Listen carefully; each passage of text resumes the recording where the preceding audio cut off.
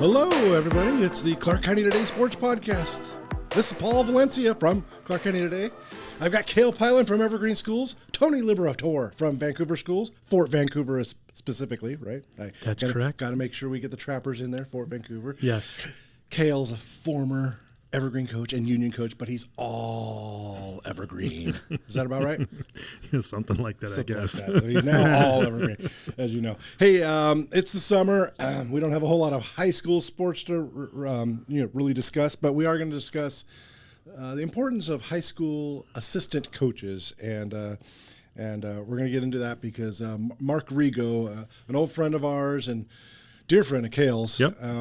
There's a scholarship in his name, and they had a big golf tournament this past weekend or week to raise money for that, and Cale was there. He's going to tell us a little bit about that, and we're just going to use this opportunity to talk about the Rego Scholarship and Mark Rego, and then assistant coaches. We might get into the NFL gambling thing that's going to break. By the way, this is Wednesday, June 28th. This is when we're recording this, so we don't have the specifics of who's going to be suspended, but apparently a lot of players are going to be suspended for a year. And then we'll talk about Major League Baseball halfway point. Tony and Cale's favorite team, the Mariners, is there. Hey, I'm going to be positive Paul for you. At least you're not the A's. At least you're not my team. Thank you. So there you go. And At least. we might talk a little Dame Lillard because I think we're contractually obligated. Every podcast and sports person in the world has to talk about Dame, apparently. And we might get into a ghost story, but we'll do that later. But so Mark Rego passed away during the football season in 2018. Correct. And that guy made such a great impact, and he was only, quote, only an assistant coach. He never was a head coach in Clark County. Is that correct? That's accurate. Yep. Yeah, offensive line coach. And he's just one of those guys that he didn't just coach his own team. He coached other players throughout the county in youth football or whatever it was, and he'd always just help anyone. One of the most positive people I've ever met. Cale, you knew him like a brother, so why don't you talk a little bit about him, and then we'll get into the scholarship. Oh man, Mark. We could talk a long time about Mark. Yeah, just you talk about people who get into education and get into coaching, and you hope that they have the right motivations, and Mark always did. He was completely selfless, a tireless worker. People, and he really cared about people, and he cared about kids. But people oftentimes look at coaching in all sports, but I'll talk football in particular. And some people get into it because they want to wear the polo and be on the sideline on Friday nights, and think that's what coaching high school football is about, and that is not what coaching high school football is about. There's a bunch of work and a bunch of tasks that have to get done to run a successful program that a lot of people don't want to do. And Mark really worked his way up from kind of being a volunteer assistant with John Eagle to, in my opinion, being one of the best offensive line coaches in the state. And he never stopped being willing to do all of kind of the dirty work stuff that had to be done to run a program, because he wanted the program to be quality and the kids to have quality experiences. But I can't say enough good things about him. A tireless worker. People were important to him, and we don't have enough Mark Regos out there. Right. Was it faith, family, football in that order was kind of his mantra. Right? Yeah. And I remember all the quote Regoisms because he was the Yogi Berra of Clark County. He was the Yogi Berra of Clark County high school football. That is very true. Say some crazy head scratching things, but and if you coached with him long enough, we used to joke about it that you spoke Rego because you didn't have to translate it anymore. You knew exactly. Oh no, this is what he means. Okay, and so gotcha. But and then I want to do like.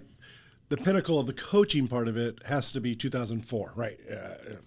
Evergreen State Championship. And in that particular game, now you guys had successful passing the ball much of the year. We did. But in that game, you did not. We did not. In the championship game.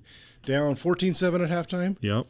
And they came out, and it was 21 or 27 run plays in a row. We threw one pass in the second half. Right. And outscored them 21-0 in the second half for a 28-14 victory. Yep. And that's an offensive lineman coach's dream right there, where the head coach says, yes. Rego, get you guys ready. We can't pass today, so Nope. we're just going to go run them over. We definitely controlled the line of scrimmage, and it was impressive. I mean, I guess it doesn't ever get boring when you're going to win a state championship game, but really it was down. It got kind of boring, and so my quarterback coach Pat Graham was also on the phones. He was up my guy in the box, and Rego was on phones on the field, and collectively the three of us would kind of call a game together, and even Pat was from the booth. He was like, "No, don't throw it. Don't. What about that? Don't call that. Just protect the ball." And that's not a knock against our kids. It was just it became apparent at that point that we were controlling everything up front, which we knew we were going to be able to run the ball, but we did not expect to dominate the line of scrimmage the way we did, and our kids just played great. Right. And you mentioned Pat Graham, so hopefully the statute of limitations is out, so I can talk about the post game. And he got a little excited, and he headbutt Mark Rego. Yep. And within 15 seconds, Rego had a golf ball sized knot over his eye. That was Pat's move. Pat would headbutt kids who had their helmets on. So There's always one on the staff. Yes. Every staff. Pat was a quarterback. So and Rego, but he definitely brought an O-line mentality to what we were doing. That's for sure. Right. Excuse me. So these guys are sacrificing their own bodies. Tony and Cale are sacrificing themselves to be in the podcast studio with me. I've got a summer cold, and summer colds never last forever. So sometimes I'm going to have to press the mute button while I try not to stop breathing over here. So, but anyway, thanks for being here. You guys are in perfect shape, though. Your bodies are machines, so right. I'm not worried about you guys. I'm confident. Yeah, I'm confident. So, but anyway, that's the first time I might have seen Rego get a little mad, because that was, he was so happy to win the state title, but he also had this humongous golf ball sized knot. Yeah, but Mark could never say it. He was probably over it in 5 seconds. Yeah, right? yeah. Right. But it was a fun whole day. But anyway, Mark was all about fun. Whenever I'd see him, it seemed like it was his mission to make someone else feel good. And what I loved, so now we're going to transition into the Rego scholarship thing. You were at a golf tournament raising money. Yep. That's why we're doing this today. But it's because he made such an impact on so many people, not just at his schools, but people knew who he was. And so I believe his wife started, or the family started the scholarship, and it's just grown and grown and grown.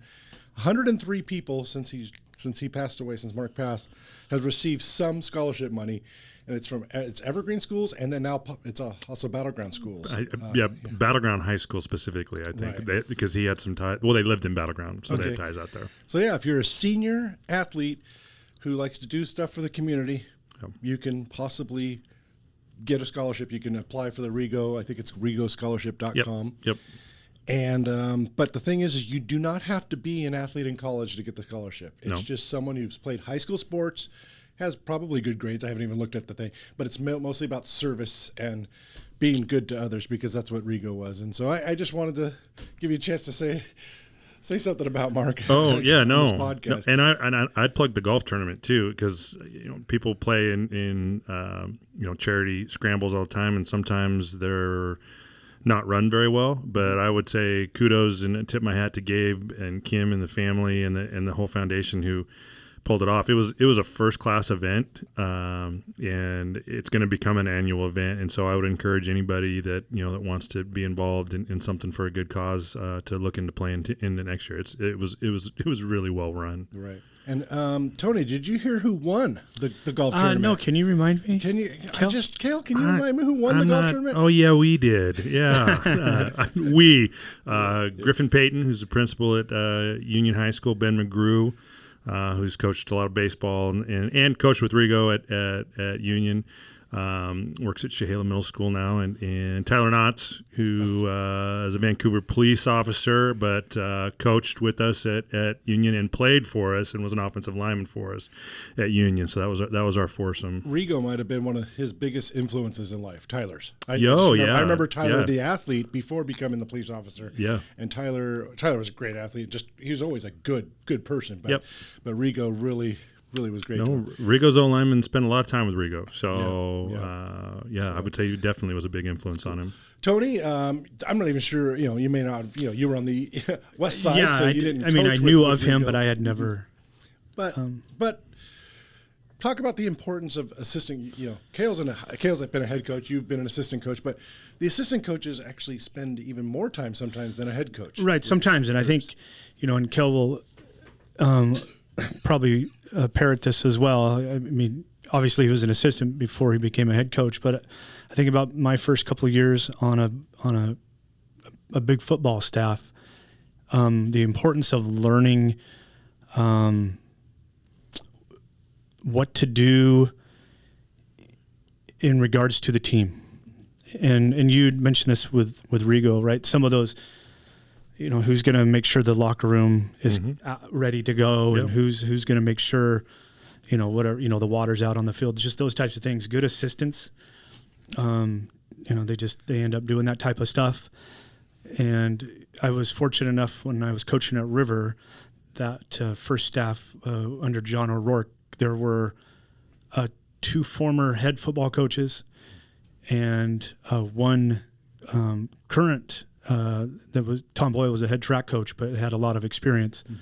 And so having those guys as head coaches, but working as assistants, and Cale will also be able to, I'm sure, talk about this. What I was surprised at, I don't need to go into details, but when we would have coaches meetings, and then I remember, not, just disagreements, right? And I'm like, oh gosh, now what?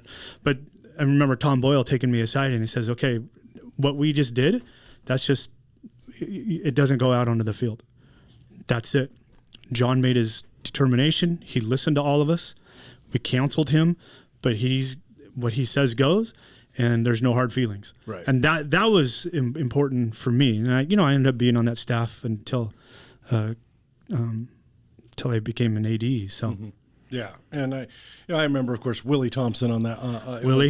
I know he was a head coach before, but he was known mostly as an assistant with John O'Rourke for almost all those years, if not all of them. I think he might have been all of them. Yeah. But Willie was loved, so and still is loved. Yeah, Willie came to River before with Gordon Elliott. Right. So and then he just moved. Yeah, but anyway, I'm just saying that. The Cale Pilands of the world get all the headlines when they win state titles, or the John Eagles, or whatever, Rick Steele at Hawkinson, and you deserve it. But I remember in 2004, we did a big story on all of your assistants as well, like right before, and that was just as important to you to get everyone acknowledged. Yeah, there's really in any sport, your assistants, you're only as good as your staff is going to be as a head coach. Football is just a little unique because you're talking, we've talked about, Title IX participation. Well, there's so many kids, right? And there's so many. Football's just different in that. And I used to do this to show and to make a point to our kids how unique the sport was. I'd bring an offensive lineman up, and then I'd bring one of our DBs up, and I said, there is no other team sport, where these two bodies can compete in the same competition, right? On the same team. And in order to do that, you have to have a lot of specialization in how you're coaching. So you have to have people that, first of all, are really good people, but that know their craft and are really good teachers to be able to do that. But to Tony's point that he was making about, it's really what you were talking about. There's kind of a loyalty piece, right? So we would have, and I would encourage my guys. I didn't want my staff to be a bunch of yes men, because then there need to be different perspectives, and we need to be able to challenge each other. But ultimately, somebody has to make the decision, and that's on the head coach's shoulders. But we would have I had very impassioned conversations with Mark Rego about how we should block something, or whether we should run this play or throw this play out, or this is a kid we need to be moving to this position or whatnot. But when that meeting is over, and whatever the decision is, we are unified in how we're presenting that to kids and how we're presenting that in public. Because if you don't, I always said this, I'd run into assistant coaches from other staffs, in the grocery store or whatever. And I always told my staff, because they'd ask me, hey, what about so-and-so? I think they might want to come over here and coach. I go, yeah, I was talking to him in the grocery store the other day, and all he was doing was ripping on his head coach. So that's a no for me, because if you're going to do that with him, then you're going to do that with me and with our staff, and you're going to be out there all that's doing is tearing down what we're trying to build as a program if you're doing that. So yeah, I was very choosy in who I would allow to be within our staff for that very point, because we have to be unified, and I have to be able to trust you, and you need to be able to trust me that I'm actually going to listen to what you have to say, because that's also no fun as an assistant coach if you're walking into a meeting and the head coach has already decided everything you're going to do, and so then what am I doing, right? And so I think Mark, and once you gain that trust, Mark was the O-line coach. Those were his guys. And so that you had kind of the autonomy to build a culture within our culture with that is just, it's important. And so having really good assistant coaches, I can't say enough how important that is. Right. You mentioned just the numbers of football, and it just made me laugh because sometimes we go to basketball games and you see a varsity basketball game and you got 5 guys on the court, and then you got 7 or 8 guys in uniform, and then you have 6 or 7 assistants. Yeah, right. Like, yeah. How the heck does basketball get basically a coach for every 2 players? Yeah. But I know football staffs have grown too over the years. Booster club, boosters. But I do. Yeah, but we're old enough to remember when you only had 5 or 6 assistants for a varsity football team. When I took the year I spent as the head coach up at Juanita, we played teams out of the Seattle Public School District. And even at Juanita, the staff at that point, I think I only had 5 stipends to deal with. Wow.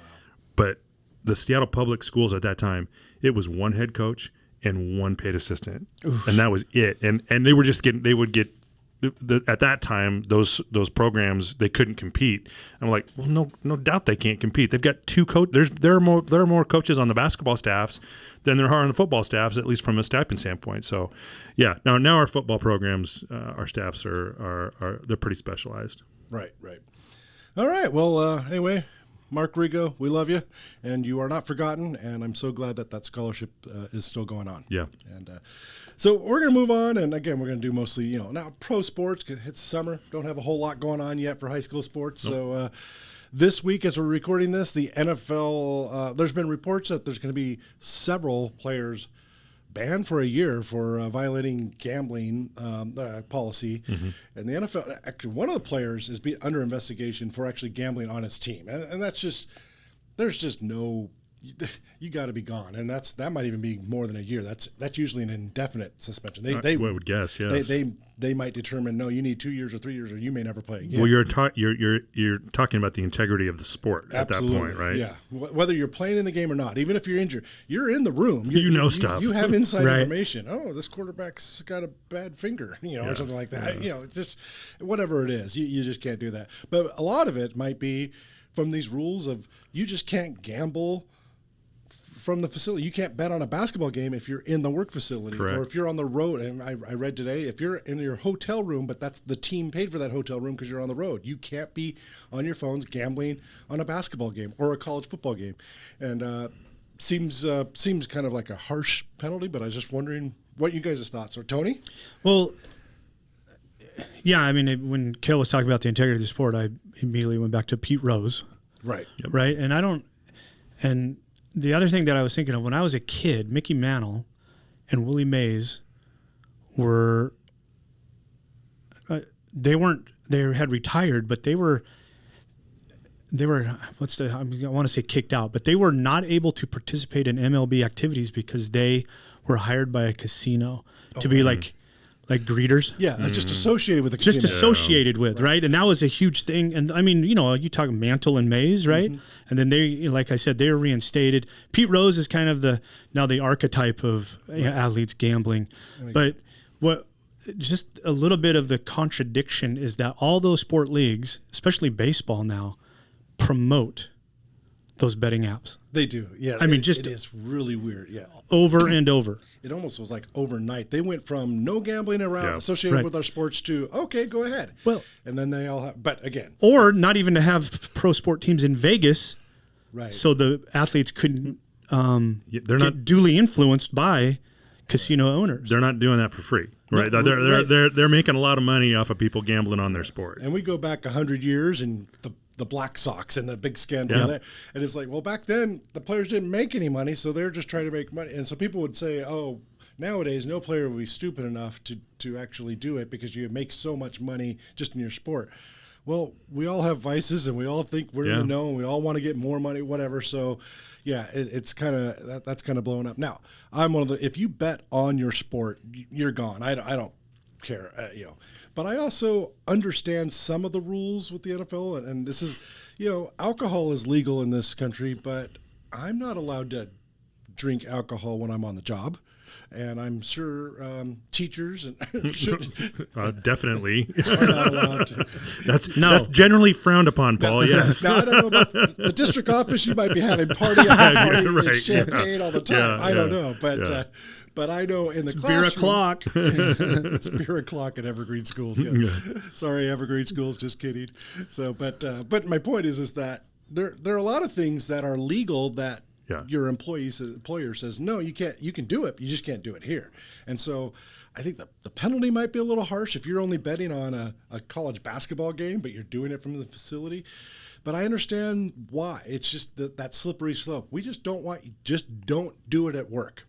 And even though we're going to advertise it everywhere. And that's a weird, it is a weird one. Yeah. I think it would be, you hear people say that, like, you have to be a moron to be in these professional leagues and not know what you can and can't do from a gambling standpoint, because it's posted everywhere, and they cover it everywhere.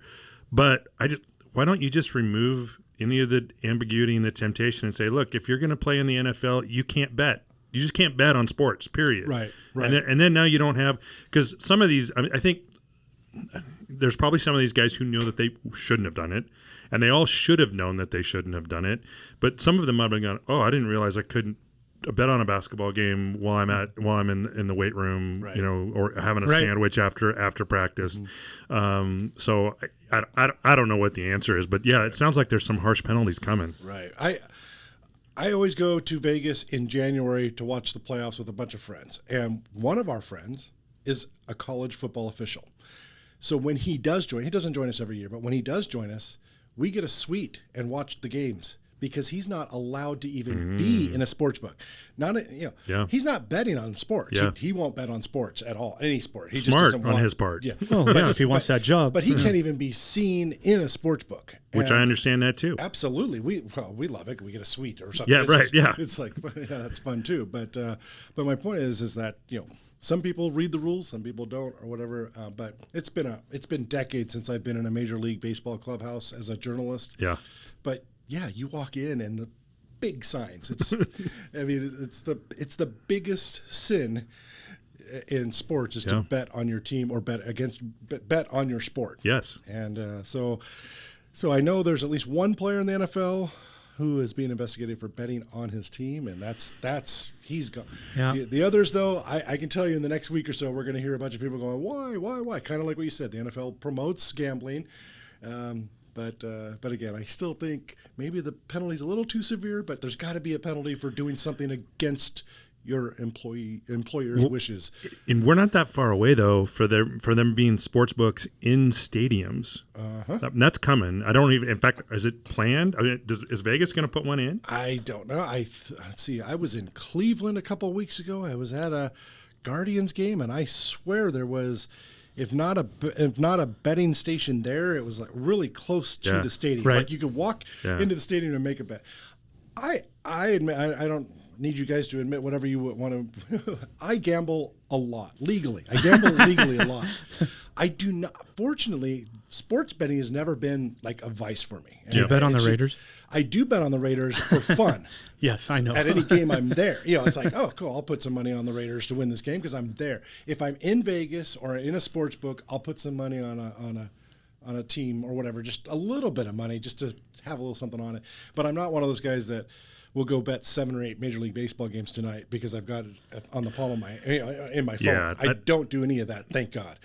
I enjoy gambling for the entertainment value. Mm-hmm. So when I'm south of the Columbia River, there are times where I will place some wagers on an account that I have with them. Legally?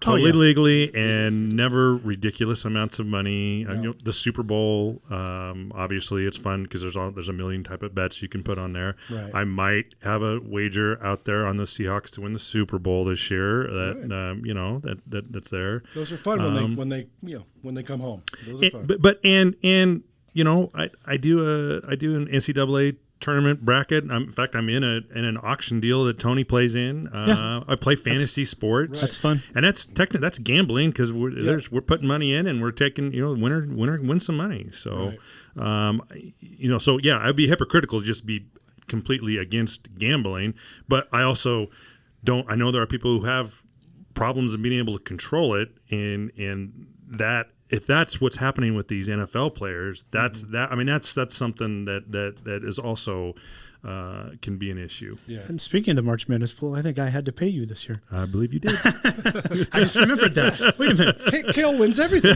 Cale's Venmo. Anybody wants it, just let me know. Cale wins golf tournaments. Yes, he did. So would you trade the golf tournament or Tony's money for the Mariners to have a winning season?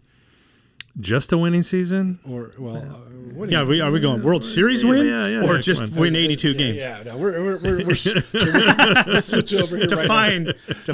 That's funny. So Major League Baseball, halfway point kind of. Certainly by the time we get to our next podcast in a couple of weeks, we'll be blowing past the halfway point. But Mariners have played 78 games. A few teams have played 82 and 81. So 81 is right at the halfway mark. And so again, the Mariners are 7-0 against my Oakland A's. You guys got to be proud of that. It also means you're 31-40 against everyone else. But Positive Paul says you're only 4 out of the wild card. You've been worse, and you made the wild card last year, right? Yes, so but Tony, they had to win 22 of 25 and 14 in a row, and I don't know if this team hits well enough to do that. No, there's going to have to be a heck of a run coming, which I guess within the sport of baseball, you do see, the Reds just won – how many in a row? 11 or 12. 11. You can see. That stuff can happen. But as Tony says, there's some gaping holes in that lineup right now. I don't know.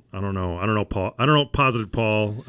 Negative Cale might not be buying what you're selling right now. Well, last night, so Mariners Twitter blew up last night after. So was it the 9th and 10th? Bases loaded. Bases loaded. Nobody out. Can't, just need one. Just a sac fly. Can't get that. And so. And in the 10th, we had 3, 4, and 5 coming up with the bases loaded. With the heart of the lineup or the meat of the lineup, whatever you want to call it. 2 innings in a row with the bases loaded and no one out? Correct, Paul. My God. Yes. Okay. So anyways, Mariners Twitter, after they lose last night, this is Tuesday the 27th, they lose to the Nationals. But being a 41-year I've been a 41-year Mariner fan for 41 years. That's what I want to say. Okay. 98. Okay. Oh yeah. So 1998. There's 4 or 3 Hall of Famers. A-Rod would be if he hadn't. Yep. If he didn't cheat. So Griffey hits 56 home runs. A-Rod is 40-40. Edgar Martinez is 29 home runs, 102 RBIs, and an OPS of 963. Randy Johnson's the staff ace. They lose 85 games. Nothing will top that frustration ever for the Mariners. The most unbelievable lineup they could probably have. And I didn't even mention Jay Buhner. Oh, gosh. Right? Yeah. Mm-hmm. Hey, but Colton Wong hit a home run last week. Colton Wong. There you go. Yeah. Hitting 167. You guys missed Jesse Winker? Or what's his name? God, that thing's just a wash. And we even threw in Toro on that deal, and it's still a wash. I don't know what they're just doing. 3 guys who shouldn't be playing in Major League Baseball, really. Gosh, they did okay until they came to Seattle, which. So I was at the game on Father's Day, and Wong bunted for a hit. It was the first time, and I was like, he just bunt every time. You're hitting a $160, so how much worse could your odds be, right? That's funny. Just get it past the pitcher, Colton. Yeah. Now, hey, my Raiders only won 6 games last year, but I saw 5 of the wins, and I've made the comment that the Raiders should pay me to come to the game. Yeah. Cale, what's the record this year? I'm 2-0. I'm 2-0. Yeah, and I've already got tickets to another game. I'm 1-1. Yeah. So we'll see. Maybe you get to 3-0. You could ask the Mariners to give you a compliment. Get the complimentary suite. Yeah. Hey Jerry, come on, hook me up.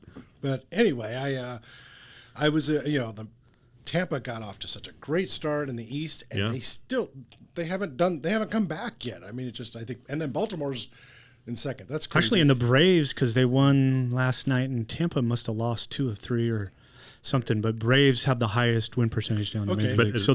but it's just by like one game. Does the AL East, does everybody still have a winning record in the AL East? As far as I know, I didn't because look. Toronto won like 5 of 6. So I mean that's and the problem now with the more balanced schedule is the American League East isn't going to cannibalize itself by playing itself 20 times in the rest of the season. Right. So the Mariners definitely it's what happened last year is not analogous to what could happen this year. The deck is kind of stacked against them Right, because last year the Mariners had 38 games against the A's in Texas combined, Right. and they beat them up. I mean, they needed to. So, And that's the other one is the Rangers got off to a hot start. well, you and spend still $750 million. You know, Still that's yeah, true. But even that doesn't always matter. No, it It's doesn't. like- No, Right. but it is frustrating when you are a fan of a franchise who does well financially, and their reluctance to bolster the lineup this offseason with some free agents that were out there that would look very nice in the navy and teal in that lineup right now. A's fans are envious of Seattle's budget, so that's just a little bit to pile on the A's. Did you see that 4 former A's will probably be voted in the All-Star game? That's unbelievable to me. I feel bad for. I mean, I love to hate Oakland A's, right. but no, that's that whole thing is that's horrible. crazy. And I know it's been a few weeks since the A's fans had their little reverse boycott. Reverse boycott. And when the commissioner is making fun of you, it's like, oh, wow, they got the average amount of attendance of Major League Baseball. Yeah, but That was kind of a low Thanks, blow. Rob. I think Rob wants the Vegas market. That's just what I'm guessing. Yeah, which is funny to me, but I mean, it's weird. I mean, they always talk about market size. Well, Vegas is not as big as no, the Bay correct. Area, No. Right. But and it'll be interesting to see if that really works because with the NFL, people will fly in for a weekend to go to a game, trust right? me, I know. Right? But when you're talking 81 home games, Yeah. you're talking the middle of. I mean, July and August in Vegas is like being.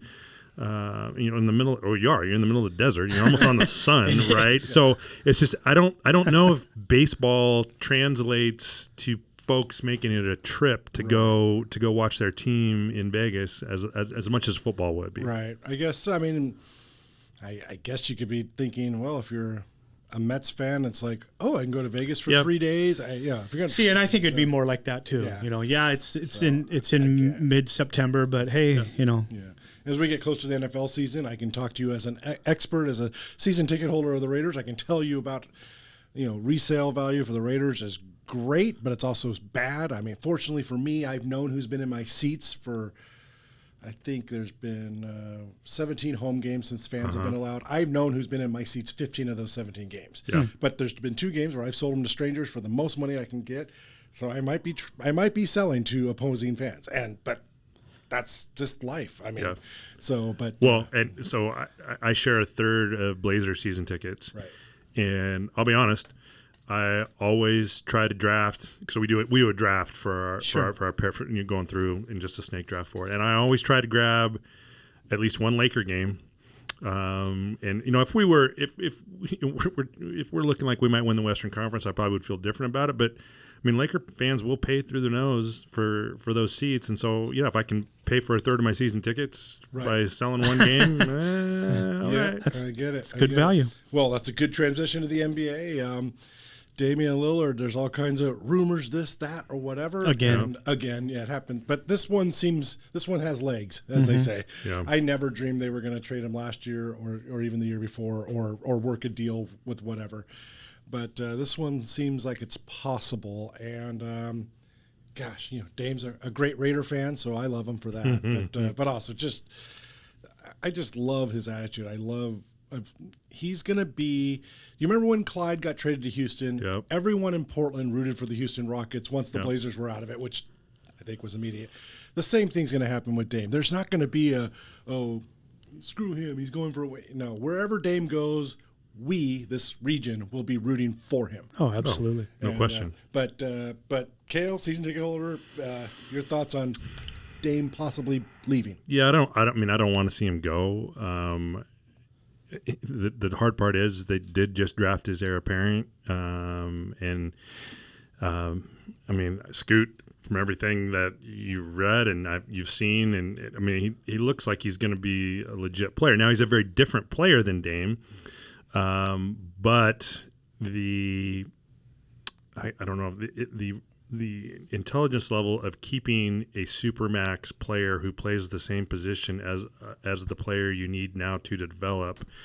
I guess I'm going to give Cronin a couple of weeks here. I mean, he with the free agency and again, they don't have a lot of cap space, but if we're able to get creative in some sign and trades and, you know, kind of try to run both lanes.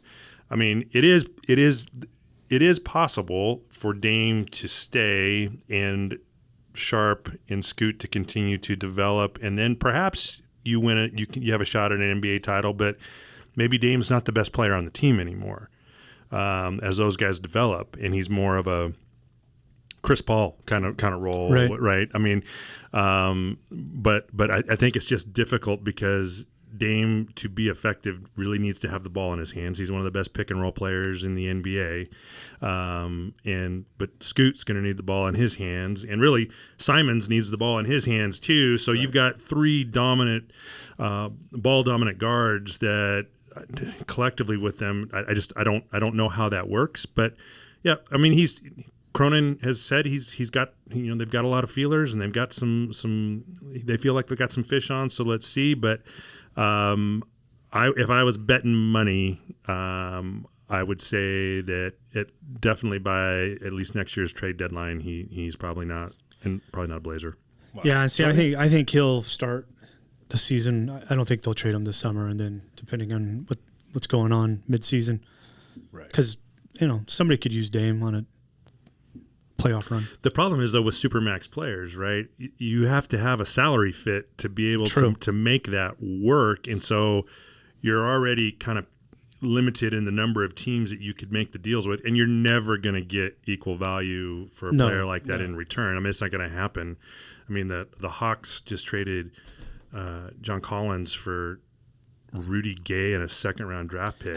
I mean, and Collins is he's only 25, 26 years old. So, NBA trades are really hard because you really have to be able to pigeonhole the salary piece with that. Right. Well, I think I can speak for all of us. Wherever Dame is, you've got 3 fans here and about millions more, and everyone loves Dame. I mean, he's what we want a professional athlete to act like at all times. It seems like he seems like a class guy, and not just because he's a Raider fan. That helps, though. Thank you, Dean. All right. So, hey, Cale I made a little fun at these guys because I felt like a big wig. I went to this famous hotel, and Cale made fun of me because out of the 3 of us, I'm the one who has season tickets to a team that's an airplane away. So clearly, I'm money bags over there. Yeah, money bags. Yeah, whatever.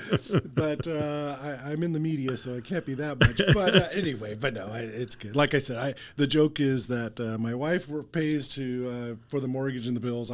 I just work for Raider tickets, but we got a chance for some crazy thing through credit cards and rewards nights. We stayed at this famous hotel, the Del Coronado in San Diego. Very famous hotel. And 8 or 9 presidents have stayed there, and they've made movies there, and it was so cool. We had a chance to stay at one of the newer renovated or the fancier rooms, but we also one with a balcony from the old Victorian hotel. We got the balcony and the beach view, and we stayed there. Turned out that's the wing where there's a famous ghost. And so I don't know if you guys believe in ghosts. I'm one of those guys that believes that there's something out there because I just don't think everyone's lying. I've never seen a ghost. I want to see a ghost. It's kind of like UFOs. I was going to say UFOs. We there? I get mad when I'm driving in the middle of nowhere and they don't visit me because I'm like, I'm the one who believes in you. So it's like I want to go up in the spaceship. I don't want to die. I don't want you to be angry at me. But ghosts the same way. It's like I believe. So anyway, we were. We didn't read up on the ghost until a little bit, like the next day, and it's like, but our TV worked fine the night before, And then I turned it on, and then it wouldn't change channels. It wouldn't change volumes, and it was way too loud. We could not get it to turn down. And I like to have the TV on at night, just a little light and low volume. When I'm sleeping, it was too loud, so we were trying to turn it off. We couldn't. We went to the actual TV to press the buttons on the TV, not just the remote. It wouldn't turn off, and so we had to unplug the TV. We found out that this ghost, Kate is her name, messes with people's TVs. And I said before we started recording, I just watched the original Poltergeist again, and remember, that's through the TV that they. Ooh, yes, that's right. Carol Ann. Yeah. So was Kate trying to tell you something? Right. But I also felt a hand on my shoulder, and it wasn't Jenny. Jenny was on the other side of the room, and then so I mean, I never saw a ghost. I can't say I saw a ghost, but there was something freaky in that room. And Jenny had a hard time sleeping all night. And that's another thing we found out about is people in her presence can't sleep. And so we're just assuming the ghost came over and said hi and wanted to, spoon me and, cuddle with me. And my wife was, whatever, cool. Right. She's 100 and something years old. She's 150 years old. She died in the 1880s or 1890s. So it's like, my wife doesn't care. But anyway, that's my ghost story. I don't know if I was actually visited by a ghost, but it's possible because of where we were staying. So it wasn't just like some motherboard malfunction on the TV and. Well, that would make sense, but that's not fun. No, it's not. But just to go along there, wasn't there? You know how Netflix rebooted Unsolved Mysteries? Yes. Didn't they do something with that hotel? I have not seen that one, but now I will go look for it because that hotel. I mean, Marilyn Monroe loved the hotel. They filmed Some Like It Hot there. The hotel was a character too, because the hotel was not called the Del in that because it was based in Florida. The movie was based in Florida, but they filmed it right there with Jack Lemmon and Marilyn Monroe and Tony Curtis. Tony Curtis. Yeah. So Jamie Lee's dad. It's just great. It was just fun. I felt like a Hollywood movie star myself. Just walking That's around cool. there, and it was just neat. So I highly recommend it for you guys to go. It's a great property, and you know what? If the Chargers still played in San Diego, maybe that would have been a football trip. Oh gosh, yeah. And it's I hadn't been to San Diego in 36 years. Really? Not even for an away game? No, I never went to never went to a Raider Charger game in San Diego because it's hard to get tickets as a Raider fan in San Diego because it was all Raider fans back then. Yeah. And now, by the way, everyone's laughing at Raider fans because now our stadium's taken over by everybody. Yes, this is true. So I can't really laugh at the Chargers too much anymore. But on that, that's we went to downtown San Diego for a concert, but we were mostly on the island. But it's just such a beautiful, beautiful city, and it's like. Yeah. If I worked down here, it'd be really hard to quit and move somewhere else. San Diego's nice. I've been there 4 or 5 times. It's awesome. Yeah, really loved it. And where they built Petco. Yep, right. Right down in the Gaslamp district. Yep. That's fantastic. On Sunday, we walked from one side of Coronado Island to the other, and the other side is where the bay is, where you can see downtown San Diego, and you see Petco, and people are taking the ferry to go to Petco, and it's like, wow, it's just cool. It's just it's 70 degrees and beautiful, and there's. I saw 3 aircraft carrier, two that are in service. They're just docked at home base, and then the Midway. I think the Midway Museum. It's the USS Midway, is there. And I thought, you know what Vancouver needs in the Columbia River? We need aircraft carriers because they look amazing. Oh. So we need an aircraft carrier to just come down the Columbia. Gosh, would it fit? I don't think so. These things are massive. Right. The I-5 bridge might cause some problems there. Exactly. But we had a blast. We saw a destroyer leave port and go off into the ocean, and we just staring at it. It's like, did you make it over to Miramar for Top Gun? No, but we could have bought a Top Gun jacket, and acted like Tom Cruise, but but I didn't because I'm an Army guy. So that's also true. I forgot about that. So anyway, you guys want to say anything else? What is this? June 28th, 27th, whatever the June is. But go M's. So go. Yeah, hopefully by the time we get back here, we're talking a little more positively. It'll be the All-Star break, right? It'll be close to the All-Star break. Yeah, we'll talk on the All-Star break. All right. Well, thanks for listening. This is the Clark County Today Sportscast. Paul, Valencia, Cale, Tony, we're all having a great summer. Thanks a lot.